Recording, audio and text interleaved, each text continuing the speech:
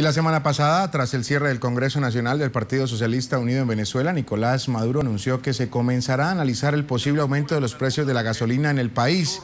El líder chavista pidió debatir sin complejos un tema que fue evadido por años en Venezuela y que ahora parece ser el inicio de un programa de ajustes económicos.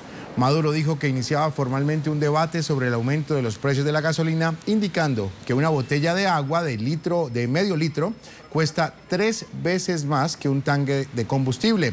Asimismo, Maduro advirtió que el aumento no responde a que la economía venezolana esté ahogada y anunció que el dinero que se obtenga por el concepto del nuevo precio de la gasolina se destinará en partes iguales a los proyectos de vivienda, becas estudiantiles, subsidios para los ancianos y planes contra la inseguridad ciudadana, entre otros. El intercambio en monedas locales. Y vamos a hablar de este tema y quiero saludar a José Toro Hardy, economista y exmiembro de la Junta Directiva de Petróleos de Venezuela. Bienvenido a la tarde, señor Toro Hardy. ¿Y qué significaría para la economía venezolana un posible aumento de la gasolina? Muy buenas tardes. Bueno, primero, buenas tardes. En segundo lugar, yo creo que es una medida que va en la dirección correcta. No puede ser que en Venezuela la gasolina se esté vendiendo por debajo de su costo de producción y menos aún que no podamos atender nuestro consumo interno de gasolina y estemos importándola desde los Estados Unidos a precios internacionales para venderla en Venezuela por debajo del costo de producción en el país. Ahora, ¿qué significa eso para la economía venezolana? Bueno, eso ayudaría a resolver el déficit fiscal del país y el déficit de caja de PDVSA. Más allá que eso, si bien estoy absolutamente de acuerdo en que es una medida que va en la dirección correcta, estoy absolutamente en desacuerdo con la medida como el presidente anuncia que se van a aplicar los recursos provenientes de ese aumento. El gobierno dice que se va a destinar el ingreso adicional a un fondo social, en el cual 20% va para la misión vivienda, 20% para la misión amor mayor, 20% para becas universitarias, todo lo cual suena muy bonito. Sin embargo, es ilegal. El principio fundamental de la administración, de la hacienda pública moderna, es la unidad del tesoro. Los recursos que provienen del aumento de la gasolina deben pasar a PDVSA y PDVSA debe pagar el impuesto sobre la renta, la regalía y los dividendos a una sola caja del tesoro. Y de allí el presupuesto nacional debe aprobar todos los gastos que puedan hacerse dentro de esa caja. Pretender dividir los ingresos en fracciones distintas es terrible, atenta contra la unidad del tesoro y contribuye exponencialmente a la corrupción. Ahora bien, no es un secreto que no se cubren los costos de la producción por subsidiar la gasolina a los venezolanos. ¿No debería este aumento destinarse entonces a cubrir los costos de esa producción? Absolutamente. Lo primero que debe hacer PDVSA con los ingresos adicionales es hacer las inversiones que desde hace muchos años no ha hecho. Ya desde 1999 se había aprobado en Venezuela una apertura petrolera y se habían previsto grandes inversiones, incluso ya se habían contratado con empresas y ya se habían licitado. Lamentablemente, aquellos planes no se llevaron a cabo, no en su totalidad. De haberse cumplido aquellas inversiones, PDVSA Venezuela estaría produciendo hoy en día más de 5 millones de barriles diarios. Y de acuerdo con la Agencia Internacional de la Energía y con la propia OPEP, lo que estamos produciendo es 2.4 millones de barriles diarios.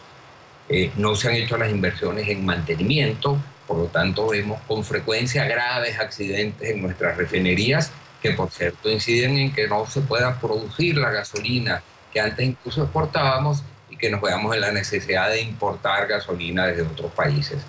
O sea, yo creo que esos ingresos deben pasar en primer lugar a PDVSA y en segundo lugar, después de PDVSA hacer sus inversiones, deben contribuir a pagar mayores contribuciones al Estado por la vía del impuesto sobre la renta, la regalía y los dividendos, pero esos ingresos adicionales no pueden estar predestinados a fondos, porque eso viola la unidad del tesoro. El tesoro debe ser uno solo y todos los gastos del Tesoro deben estar aprobados todos los gastos deben estar aprobados en un solo presupuesto. Ahora bien, señor Toro Hardy, ¿cuál sería la manera correcta de hacer este ajuste de los precios de la gasolina en Venezuela? Estoy revisando muchas informaciones y se hablan de varios precios, de varios porcentajes en cuanto al aumento. Primero, ¿usted tiene conocimiento de cuánto sería este aumento? Y le repito, ¿cuál sería entonces la manera correcta de hacer este ajuste? Yo no le puedo decir, porque yo no tengo cifras concretas de cuál es el aumento, y hoy en día PDVSA es muy poco transparente. Yo fui miembro del directorio de PDVSA hasta 1999. En aquel entonces veníamos aumentando la gasolina, pero paulatinamente. De hecho, apenas un medio, como decimos en la moneda venezolana, 25 centavos por mes por litro. Y el objetivo era llevarlo a lo que llamamos el costo de oportunidad, es decir, al precio al cual vendería PDVSA para exportación esa gasolina en un free on board, puesto en un tanquero listo para exportación. Esa era nuestra meta, pero la íbamos alcanzando poco a poco para evitar un problema inflacionario severo, para evitar que afectara mucho el bolsillo de los venezolanos. El aumento de la gasolina es una medida que en Venezuela siempre se le ha tenido miedo. Los venezolanos en general han considerado que el beneficio directo que perciben es el subsidio a la gasolina, y los gobiernos siempre han temido aumentarla porque creen que eso puede acarrear problemas políticos severos, como alguna vez ya lo hicieron. Hay quienes aseguran que de hacerse este aumento a nivel interno también debería revisarse el precio al que se le vende petróleo a otros países. Absolutamente de acuerdo. En Venezuela en este momento padecemos una inflación que es la más alta del mundo, padecemos un déficit fiscal que es uno de los más altos del mundo, padecemos problemas de escasez gravísimos, y no es posible que bajo estas circunstancias nosotros sigamos pensando que podemos seguir regalándole petróleo a Cuba, a Nicaragua, a los países del Petrocaribe. Ya no estamos en condiciones. Hay un viejo dicho que dice que la caridad empieza por casa. Yo creo que quizás esos países deberían renunciar voluntariamente a ese petróleo que se les envía bajo condiciones de financiamiento excepcionales, porque deberían comprender que ya Venezuela no está en condiciones de hacerlo. Muy bien, le quiero agradecer a José Toro Hardy, economista, exmiembro de la Junta Directiva de Petróleos de Venezuela, por habernos acompañado aquí en la tarde de NTN 24. A su orden siempre. Muy amable.